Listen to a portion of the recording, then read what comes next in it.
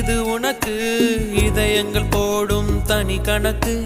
அவள் எனக்கு இவள் உனக்கு உடல்களும் போடும் புதிர் கணக்கு. உனக்கும் இல்லை இது எனக்கும் இல்லை, படைத்தவனே இங்கு எடுத்துக்கொள்வான். நல்லவன் யாரட கெட்டவன் யார், கடைசியில் அவனே முடிவு செய்வான். பழி போடும் உலகம் இங்கே, பலியான உயிர்கள் எங்கே? உலகத்தின் ஓரம் நின்று அத்தனையும் பார்த்திருப்போம். நடப்பவை நாடகம்